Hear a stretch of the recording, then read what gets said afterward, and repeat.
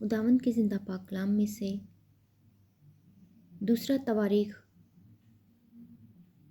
اس کا پہلا باب سلیمان کی حکمت کے لیے مناجات۔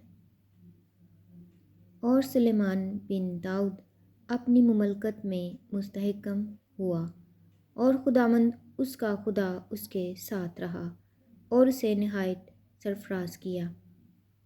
اور سلیمان نے سارے اسرائیل یعنی ہزاروں اور سینکڑوں کے سرداروں اور قاضیوں اور سب اسرائیلیوں کے رئیسوں سے جو آبائی خاندانوں کے سردار تھے باتیں کیں۔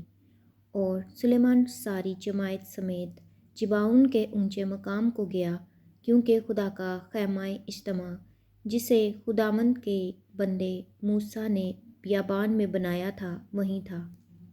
لیکن خدا کے صندوق کو داؤد کریت یعریم سے اس مقام میں اٹھا لایا تھا جو اس نے اس کے لیے تیار کیا تھا، کیونکہ اس نے اس کے لیے یروشلم میں ایک خیمہ کھڑا کیا تھا، پر پیتل کا وہ مصباح جسے بزلیل بن اوری بن ہور نے بنایا تھا وہیں خداوند کے مسکن کے آگے تھا۔ بس سلیمان اس جماعت سمیت وہیں گیا، اور سلیمان وہاں پیتل کے مصباح کے پاس جو خداوند کے آگے خیمہ اجتماع میں تھا گیا، اور اس پر 1000 سوختنی قربانیاں چڑھائیں۔ اسی رات خدا سلیمان کو دکھائی دیا اور اس سے کہا، مانگ میں تجھے کیا دوں۔ سلیمان نے خدا سے کہا کہ تو نے میرے باپ داؤد پر بڑی مہربانی کی اور مجھے اس کی جگہ بادشاہ بنایا۔ اب اے خداوند خدا، جو وعدہ تو نے میرے باپ داؤد سے کیا وہ برقرار رہے، کیونکہ تو نے مجھے ایک ایسی قوم کا بادشاہ بنایا ہے جو کثرت میں زمین کی خاک کے ذروں کی مانند ہے۔ سو مجھے حکمت و معرفت عنایت کر تاکہ میں ان لوگوں کے آگے اندر باہر آیا جایا کروں، کیونکہ تیری اس بڑی قوم کا انصاف کون کر سکتا ہے؟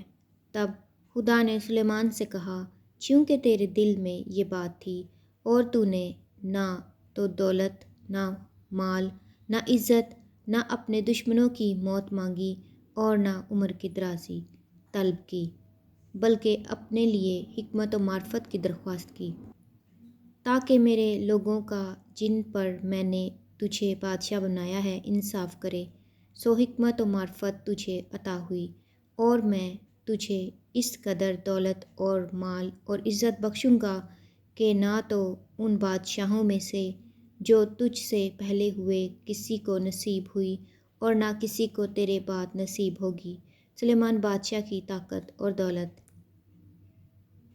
چنانچہ سلیمان جباؤن کے اونچے مقام سے یعنی خیمہ اجتماع کے آگے سے یروشلم کو لوٹ آیا اور بنی اسرائیل پر سلطنت کرنے لگا۔ اور سلیمان نے رتھ اور سوار اکٹھے کر لیے، اور اس کے پاس 1400 رتھ اور 12,000 سوار تھے، جن کو اس نے رتھوں کے شہروں میں اور یروشلم میں بادشاہ کے پاس رکھا۔ اور بادشاہ نے یروشلم میں چاندی اور سونے کو کثرت کی وجہ سے پتھروں کی مانند اور دیوداروں کو نشیب کی زمین کے گولر کے درختوں کی مانند بنا دیا۔ اور سلیمان کے گھوڑے مصر سے آتے تھے، اور بادشاہ کے سوداگر ان کے جھنڈ یعنی ہر جھنڈ کا مول کر کے ان کو لیتے تھے، اور وہ ایک رتھ 600 مسکال چاندی اور ایک گھوڑا 150 مسکال میں لیتے اور مصر سے لے آتے تھے۔